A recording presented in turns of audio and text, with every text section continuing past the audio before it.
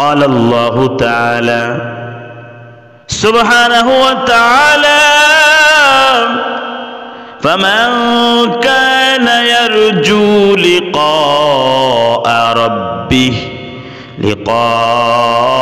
ربه فليعمل عملا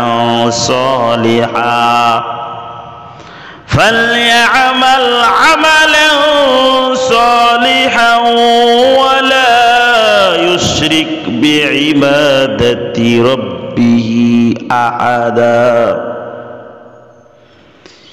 আল্লাহ পাক রব্বুল আলামিন কোরআনে কারীমের মধ্যে বলেন, যে ব্যক্তি তার প্রতিপালকের সাক্ষাৎ লাভের আশা করে সে যেন নেক আমল করে এবং আল্লাহ তাআলার ইবাদতে অন্য কাউকে শরীক না করে।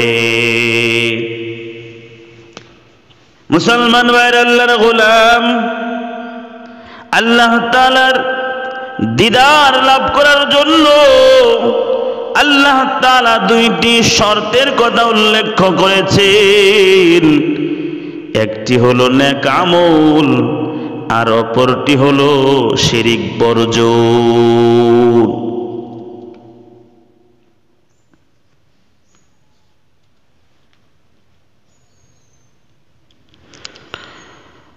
বন্ধুরা আমার, আল্লাহ পাক রব্বুল আলামিনের একটি পবিত্র বাণী,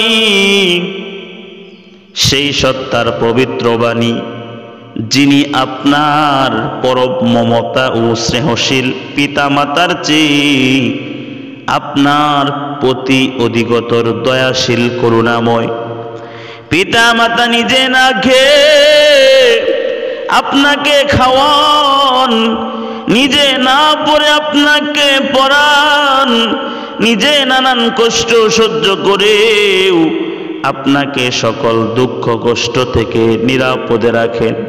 আর আপনার সেসব ভাই বন্ধু যারা আপনাকে পরম ভালোবাসে, স্নেহ করে, আপনি আপনার জন্য স্নেহ করে, এমনকি আপনার জন্য জীবন উৎসর্গ করতেও প্রস্তুত, যাদের ভালোবাসা স্নেহ পেয়ে আপনি নিজেকে ধন্য মনে করেন, আল্লাহ তাআলা তাদের চেয়ে আপনার প্রতি অধিক দয়াশীল ও করুণাশীল। প্রকৃতপক্ষে ভাই বোন বন্ধু বান্ধবের উপস্থিতি ও সহযোগিতা স্বাভাবিকভাবেই মানুষের মনে শক্তি ও সাহস যোগায়।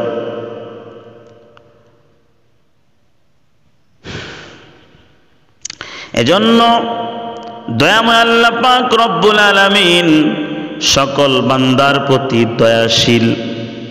বাদশাহ খসরুর ইন্তেকালের পর লোকেরা তার দনাগার খোলার পর তাতে এক খণ্ড কাঠ পেল, যাতে 5টি মূল্যবান কথা লেখা ছিল। যার ধন সম্পদ নেই, সমাজে তার কোনো সম্মান ও প্রতিপত্তি নেই।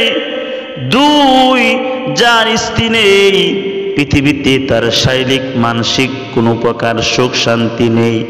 3, যার সন্তান সন্ততি নেই, তার চোখের জ্যোতি নেই। যার ভাই বেরাদর নেই, তার বাহুতে শক্তি নেই। 5, যার উপরোক্ত 4টির কোনোটি নেই, তার কোনো প্রকারের চিন্তা ভাবনাও নেই। ঠিক কিনা বলো?